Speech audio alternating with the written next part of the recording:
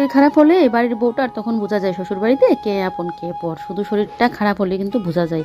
সকাল থেকে তো ভালোই আমি কাজকর্ম করছিলাম, তবে হ্যাঁ সকাল থেকে কিন্তু আমার শরীর আমাকে জানান দিয়েছিল যে না শরীরটা তো হাত মানে ব্যথা করছে, শরীরটা কিন্তু যে কোনো সময় অসুস্থ হয়ে পড়বে। কিন্তু আমি তো আর কাজপ্রেমী মানুষ, কাজের চক্করে একদম পুরো ভুলেই গেছি, নিজের শরীরের কথা আর ইয়ে রাখছি না। বর কিন্তু আমাকে যাওয়ার সময় বারবার বলে দিয়ে গেছিলো আমি যেন কাজকর্ম না করি।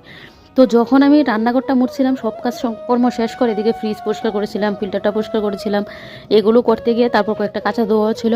আর যখন ঘরটা মুছছিলাম এত পরিমাণে কাঁপুনি শুরু হয়ে গেছে আর শুধু মাথা ঘুরাচ্ছে। তারপর আর কি এদিকে স্নানটা করে এসে কোনো রকম আমি পুজোটা দিলাম, কি পুজো দিলাম ভগবানই জানে। পুজোটা দিয়ে একদম কম্বল গায়ে দিয়ে শুলাম। তারপর তো এদিকে ওই যে বস্তামার্কে আমার হাউস কোটটা পরে নিয়েছি, জ্বরের ওষুধ একটা খেয়েছি, ভাত খেলাম।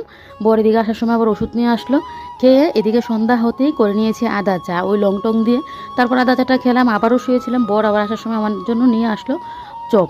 মানে একটা মেয়ের বিয়ের পর না যদি নিজের হাজব্যান্ড ভালো হয় সারা পৃথিবীতে আর কারোর প্রয়োজন হয় না, হাজব্যান্ড হলে হয়। তো এদিকে দেখো আমার যেহেতু শরীর খারাপ, আমার মুখের রুচি নেই বলে বর আবার এদিকে আমার জন্য নিয়ে আসলো চপ। তো এদিকে চপটা খেয়ে এদিকে আবার বর বসিয়ে দিয়েছে রান্নাবান্না, যেহেতু শরীর খারাপ। আর এদিকে আবার আসার সময় দুধটাও নিয়ে আসলো। আর এদিকে এখন দুধটা আমি নিয়ে নিলাম এটার মধ্যে, সসপ্যানটার মধ্যে।